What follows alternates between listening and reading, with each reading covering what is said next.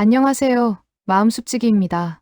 혹시 우리 아이가 자꾸만 떼쓰고 고집 부려서 결국 저도 모르게 버럭 화를 내게 되진 않으셨나요? 혼내지 말아야지 다짐해도 또 다시 후회하는 부모님들을 위해 준비했습니다. 아이를 혼낼수록 오히려 아이의 행동이 더 심해진다고요? 걱정 마세요. 오늘 이 영상에서 우리 아이의 마음을 이해하고 긍정적인 변화를 이끌어낼 마법 같은 꿀팁 3가지를 알려드릴게요. 영상 끝까지 놓치지 마세요. 많은 부모님들이 아이의 잘못된 행동을 보면 일단 혼내고 고쳐주려고 노력합니다. 이건 안 돼. 그렇게 하면 못 써 하고 말이죠. 하지만 종종 아이들은 혼날수록 더 고집을 부리거나 같은 실수를 반복하는 것처럼 보여서 부모님들을 더욱 지치게 만듭니다. 우리는 아이를 바르게 키우고 싶은 마음뿐인데 왜 이런 상황이 반복될까요? 사실 아이들은 혼날수록 마음의 불안감을 느끼기 시작합니다. 내가 사랑받지 못하는 건 아닐까? 부모님이 나를 싫어하면 어떡하지 하는 걱정으로 가득 차게 되죠. 이 불안감은 아이를 더욱 위축시키고 자신감을 잃게 만들어서 건강한 성장에 방해가 될 수 있습니다. 또 다른 이유는 바로 부정적 관심을 갈구하기 때문이에요. 아이들은 부모님의 관심과 사랑을 먹고 자랍니다. 만약 긍정적인 방식으로 관심을 받기 어렵다고 느끼면 혼나는 것도 일종의 관심으로 여기게 돼요. 그래서 부모님을 화나게 해서라도 자신의 존재를 확인하고 싶어 할 때가 있는 거죠. 이렇게 아이의 불안감이나 부정적 관심 갈구는 더 심한 행동으로 이어질 수 있습니다. 부모님은 아이의 행동을 고치려고 혼내지만 아이는 그 혼남 때문에 더 불안해지거나 관심을 얻으려 더욱 문제 행동을 하게 되는 악순환에 빠지게 되는 거예요. 하지만 괜찮아요. 지금까지 아이를 혼내셨던 부모님들도 아이를 사랑하는 마음에서 비롯된 것이라는 걸 잘 알고 있습니다. 그리고 지금부터라도 아이의 마음을 이해하고 긍정적인 관계를 맺기 위한 새로운 시도를 할 수 있다는 것을 기억해 주세요. 여러분은 최선을 다하고 계시니까요. 그럼 이제부터 긍정적인 변화를 이끌어낼 마법 같은 꿀팁들을 알아볼까요? 첫 번째 마법은 바로 아이의 작은 긍정적 행동도 구체적으로 칭찬하기입니다. 아이들은 어른만큼 복잡하게 생각하지 않아요.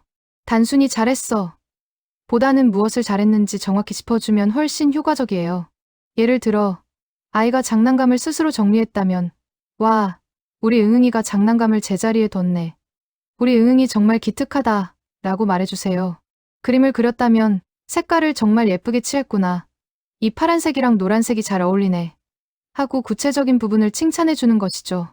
이런 구체적인 칭찬은 아이에게 내가 이런 행동을 하면 칭찬받는구나. 이런 노력을 부모님이 알아봐 주시는구나라는 긍정적인 인식을 심어줍니다. 이는 아이 스스로 좋은 행동을 반복하고 싶게 만드는 강력한 동기가 되어 긍정적인 습관을 형성하는 데 큰 도움이 됩니다. 두 번째 마법은 아이가 힘들 때 따뜻하게 안아주며 함께 안정감 찾아주기입니다. 아이가 속상해하거나 힘들어할 때 우리는 종종 그건 별것도 아니야 라거나 뚝 그쳐 하고 쉽게 말하곤 합니다.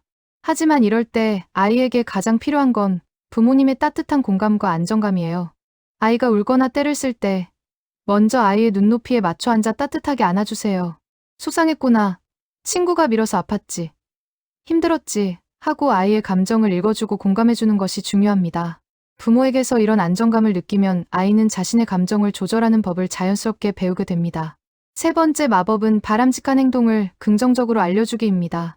우리는 무심코 뛰지 마. 안 돼. 만지지 마. 같은 부정적인 지시를 많이 사용하죠.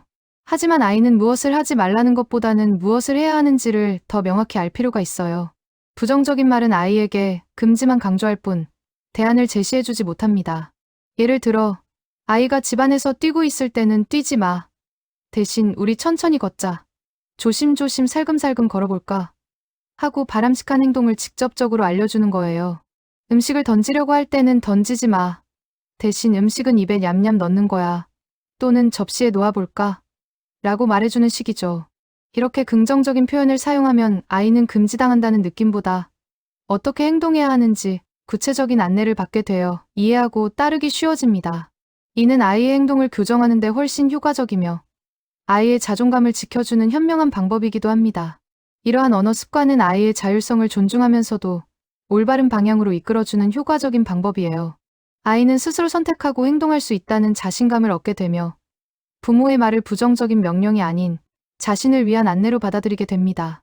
장기적으로 보면 긍정적인 지시는 아이가 스스로 생각하고 판단하는 능력을 키워주고 부모와의 관계도 훨씬 더 건강하고 신뢰 깊게 만들어줄 거예요.